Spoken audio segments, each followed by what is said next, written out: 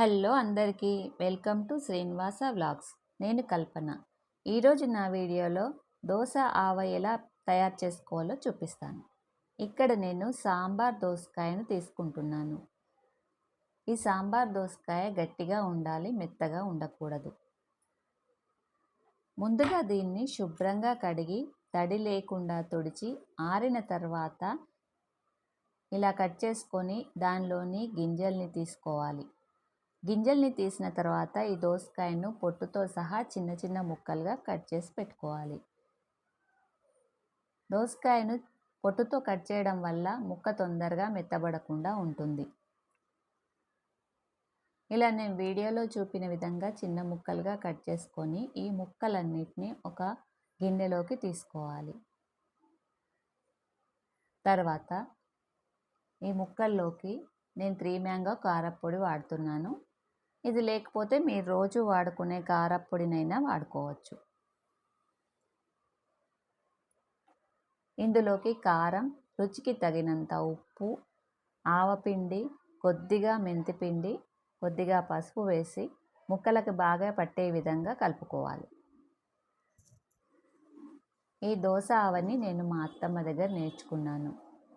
చాలా ఈజీగా తయారు చేసుకోవచ్చు. ఎక్కువ శ్రమ లేకుండా తయారవుతుంది. ఇలా ముక్కలకి బాగా పట్టే విధంగా కలుపుకొని పక్కన పెట్టుకోవాలి. తర్వాత కొన్ని వెల్లుల్లి రెబ్బల్ని దంచి పెట్టుకోవాలి. ఈ దోసకాయలో నీరు ఎక్కువగా ఉంటుంది కాబట్టి తొందరగా తడిగా అవుతుంది.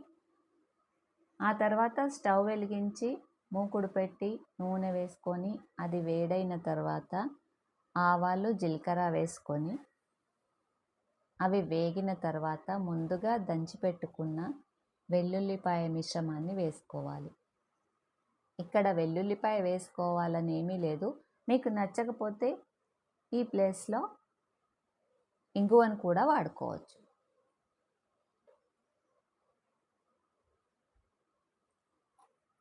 వెల్లుల్లిపాయ వేగిన తర్వాత కొద్దిగా పసుపు వేసి నూనె గోరువెచ్చగా అయిన తర్వాత ఈ దోసకాయ ముక్కల్లో వేసి మంచిగా కలుపుకోవాలి. ఇలా నేను వీడియోలో చూపిన విధంగా మంచిగా కలుపుకోవాలి.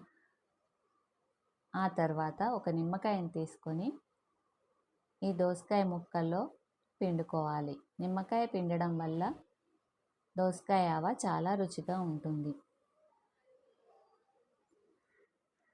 ఇలా నేను వీడియోలో చూపిన విధంగా నిమ్మకాయ పిండుకొని ఈ నిమ్మరసం ముక్కలకి బాగా పట్టే విధంగా కలుపుకోవాలి.